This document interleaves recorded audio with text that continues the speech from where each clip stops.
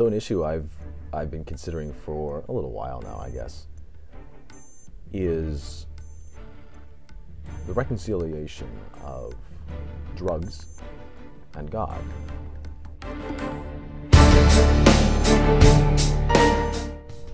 Now, I'm a spiritual guy. You guys know that. I'm one of those unfortunate souls that have committed to a life of serving an invisible man. And with that, or at least with that group of people, there are a couple different paths one can take.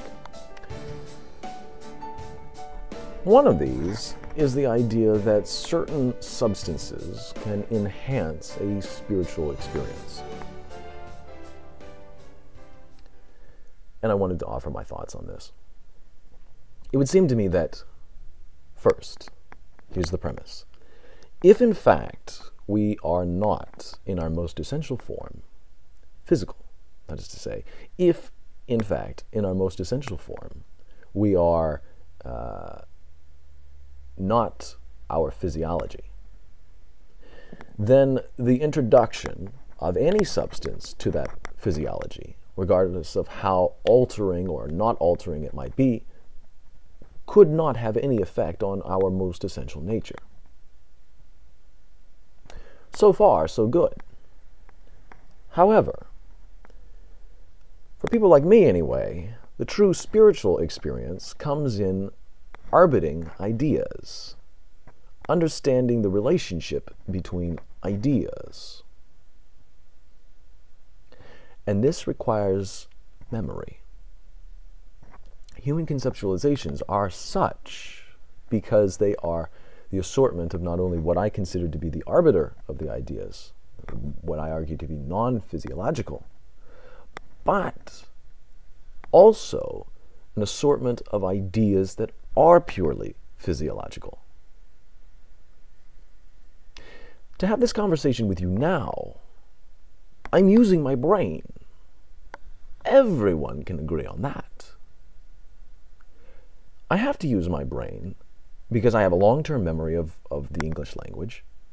I have a shorter-term memory of the different kinds of issues that come up on YouTube.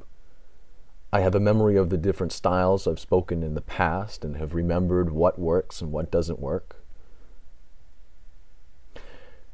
Several different aspects or several different regions of my brain are being used in this message. And for a guy like me, who finds spirituality in orbiting ideas and leading one to truth through, let's say, guided through language or guided through questioning or whatever the case may be, then some of these faculties of brain are very special to a person like me. It would seem to me that if God does exist, or if there is any spirituality in this world to have, it will occur to the person on an individual basis. That is not to say that it can't at least be guided to. It is not to say that another person cannot at least point someone in a direction. When we work with the Socratic method, we're not offering arguments. We're offering critiques of arguments. Those of us who use the Socratic method hold within our memory everything that the person is saying and propose through our memories and through other faculties of our neurology of possible counter-arguments. And for the Socratic method person, I need a better word than that, we don't simply regurgitate what that counter-argument is, but rather we process how it might be that we can ask leading questions to lead them to that known argument so that the person can discover it for themselves.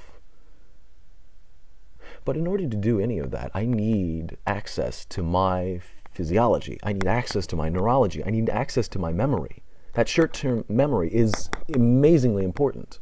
And I've realized in my videos here, my job here in Japan has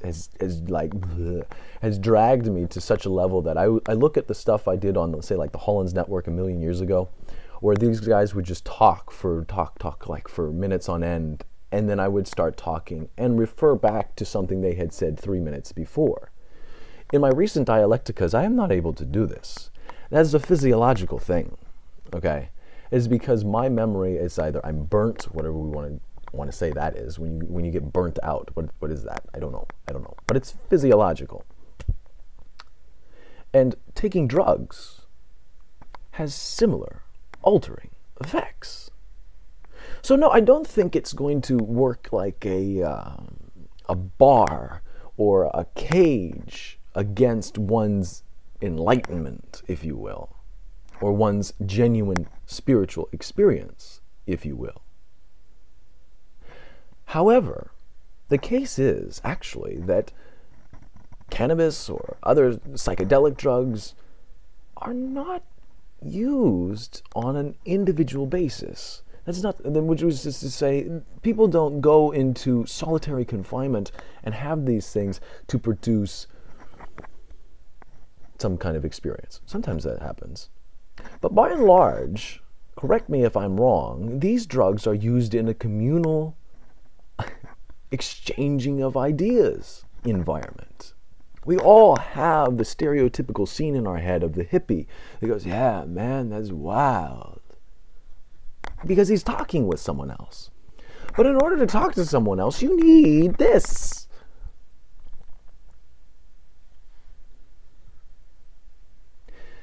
We compensate for that. In producing language that is ambiguous. The world's like so whoa. And they're like, yeah, it's so whoa. Right? Again, stereotypical to illustrate my point here. And the point is that though this environment can invite many different ideas and we can all sort of have this happy-go-lucky kind of attitude about it, I wonder if that's really what you want. Because just to begin the process of seeking a genuine spiritual experience tells me that you're doing so on the premise that some ideas are wrong. If there's something better than this, and there's something better than now, then some things are better than others. So creating for yourself an environment in which everything is just, hey, cool, is counter to your initial intention of having something better. So, do drugs manipulate our physiology? Well, yeah. If we are non-physical in our most essential form, would it affect us? Well, no. Does it stack up against us like a wall of bricks that we have to pay off in the next life? I don't think so. But,